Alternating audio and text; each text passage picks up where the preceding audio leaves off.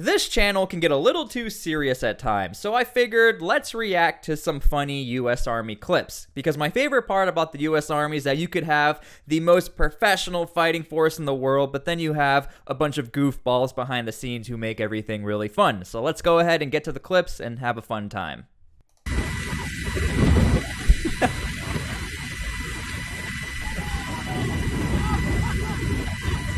Alright. Okay, so this is either somebody who's riding in a helicopter for the first time, or he's afraid of heights and he doesn't want to be there. And the one thing that I noticed is that he seems to be more upset and worried of the fact that he just lost his eye protection. Now, I could totally relate when I was in, and anybody else who's been in, especially as a junior soldier. When you lose any piece of equipment, it's annoying because now you have to go and buy it, but then you have to explain why you lost your eye protection outside of the helicopter. Let's watch that again. There he is. Passes out right here.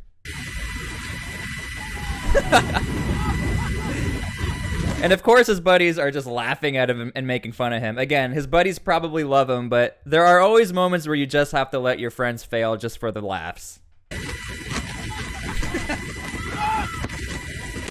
Something else I'm noticing is that they put him in the middle seat. Again, Black Hawk helicopters can be a little intimidating, especially if your pilot knows one of you are afraid. There were plenty of times, I was on the 101st Airborne, so we flew around a lot. Our helicopter pilots would get bored, and sometimes they would just shake the helicopter a little bit just to, you know, scare some of the kids in the back. Funny enough, when I was reading the comments to this video, the kid actually responded in the comments and said, "Pilot got me new eye pro after the flight. We good." So that's a really cool pilot. I appreciate that pilot and that kid for having a good sense of humor.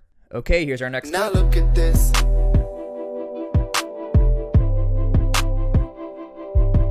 Now look at this. Uh-oh. Okay, for those of you who don't understand this, these are called your guidons, which is like your unit, your company's flag. You call it a guidon. Now, if these ever go missing, you're in really big trouble. These go anywhere you go, like quite literally anywhere you go. If your unit decides we're going to take a trip to McDonald's, you bring the guidon. If your unit's like we're going to stop at a bathroom, you bring the guidon. Now, something that the U.S. Army loves to do, which is not allowed because you're literally stealing government property, is that rival companies or rival units will steal the unit's guidon and place it in a really weird position. And then it gets posted on the internet, and then somebody says, "Hey, company Bravo or Bravo company, come get your guidon. You're missing it." And then you all get yelled at. But yeah, this is never a good thing when your guidons are all together in one spot and nobody's here. It's not with the actual unit. So this is like one of the worst things that could ever happen to you. So if you ever see a clip with random flags laying around or guidons laying around and people are laughing, it's most likely those guidons got stolen. All right, next clip.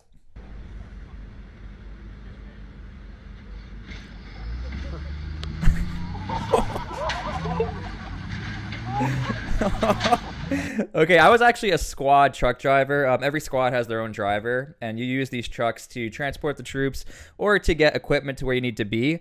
You're not supposed to be jumping around with a truck like that. Let's watch that again. Coming around the corner. If this was me, I would have full sent it, just the full send it. He knows he's on camera. He knows for sure he's on camera.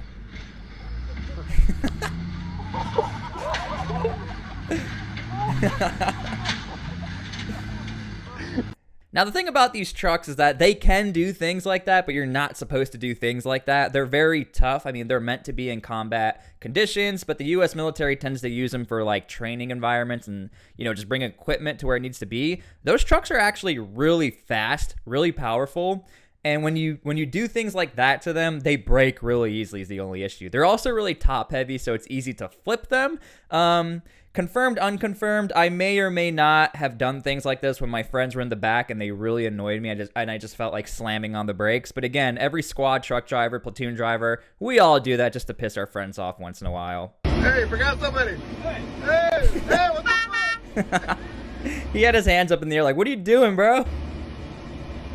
Yeah, Sir Chavez. Hell yeah. Yeah. Fucking just left his ass. Imagine seeing this while you're driving by like, "Hey, Mom, that's the U.S. Army. I want to join that organization." And you just see a dude running with his arms up in the air like, "Yo, you forgot me." Yeah, Sir Chavez. Hell yeah. Yeah. Fucking just left left it. Bro, how do you forget people? The Humvee is so tiny inside of it. It's literally impossible to forget somebody unless they did it on purpose. That's wild, bro. I've always had trouble falling asleep and staying asleep, you know, insomnia. But then I found the Infantry, a DoD recommended program for men and women between the ages of 17 and 34. And man, am I glad I found it. Insomnia can affect your days and nights. So I know how important a good night's sleep is, and that's why after infantry training, I'm able to sleep anywhere. Studies showed 9 out of 10 users of infantry skills exceed their peers in all aspects of their life. This is 100% true, not only for infantry, but any combat arms. I was a combat engineer. You can sleep anywhere you want, especially when you're like really in the military. I've been out for a while now, so, you know, I need a nice cozy bed. But when I was in, I definitely could sleep in a shower, on the floor, in the back of a Humvee, in a foxhole. They are well rested, confident, and lethal. After completion of infantry training, DoD recommends seeing your unit 1 weekend a month. A further 2-week infantry sleep study will be conducted annually for the next 6 years. Side effects may include increased interpersonal skills, Where'd they get a payphone? sense of belonging, camaraderie, increased appetite, and extreme confidence. By the way, I hope you guys know this is not true. I just want you guys to know this is a skit, all right? You're never going to see 2 people smiling and playing basketball in the middle of work, all right? Increased appetite and extreme confidence. If you're having trouble sleeping, reach out to one of our consultants for a quick and easy evaluation today. That's funny. That's really funny. And it's accurate. Oh, here we go. I already know where this is going. Anyone who's been in the 101st and done sling load operations, this is always a very tense moment. I know one time my squad, we were in charge of sling loading a Humvee, and we thought we were going to destroy the whole helicopter, the Humvee, and the crew inside the helicopter. So I can only imagine what's about to happen here.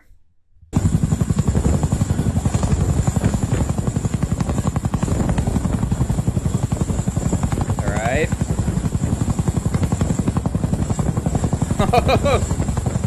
No. No. Okay, right there you do what's called cutting a sling load. I saw immediately what happened. So this back sling right here snaps off. Watch this.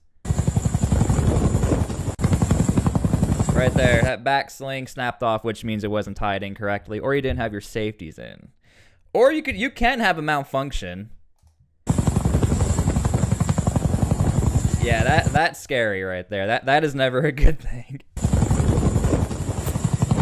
Yeah, that is the absolute worst case scenario for anybody who did the sling load operation, because the helicopter and the crew had nothing to do with it. Everything is up to you and the person in charge of inspecting the sling load. You're actually, during air assault school, you're one of the hardest parts of the school is inspecting sling loads and to see if there's any issues. You can't have any chains that are crossed over. All of your safeties need to be good to go.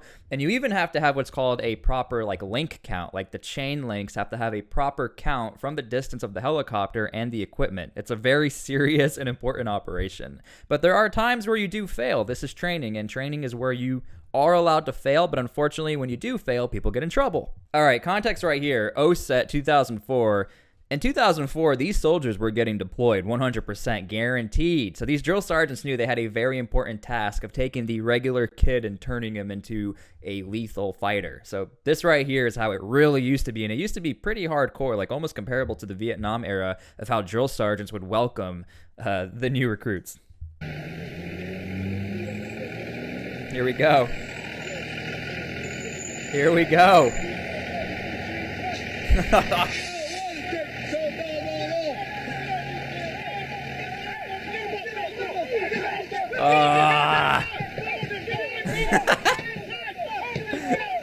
Oh no.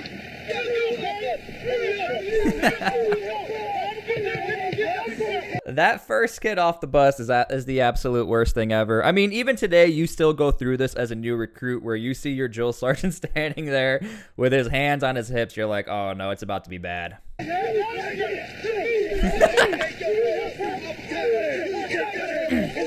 Go!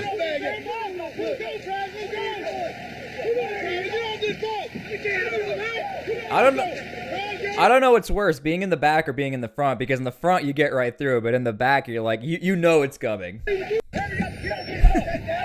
That's my favorite part, is the drill sergeant just banging on the bus like, get out of my bus.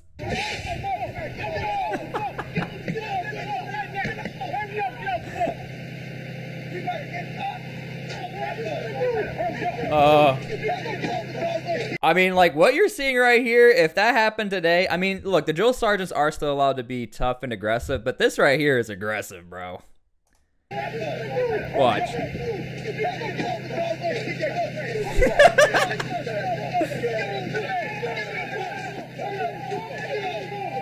Again, everybody still goes through this today. It's not as violent or as aggressive because the U.S. military realized, you know, a lot of the new recruits know it's coming, so they had to sort of adapt into a new way to make it more mentally challenging and not as physically challenging. But again, nonetheless, the new recruits today are still challenged in a way that makes them, you know, not freak out, but understand they are in the U.S. military and they are joining an organization where they have to sort of conform into what they need to be taught or what they need to be turned into, because it's one team, one fight, not just one fighter. Anyway, that's the video. Let me know if you want more videos like this. This channel tends to be a little too serious at times, and really behind the scenes, I actually like to laugh and enjoy content like this. Let me know if you guys want more content like this. Leave your funny opinions and comments down below. Let me know some sort of funny story, and the funniest story will get pinned to the top of the comment section. So thank you again for everything. Thank you for watching the videos. Subscribe, and we'll see you later.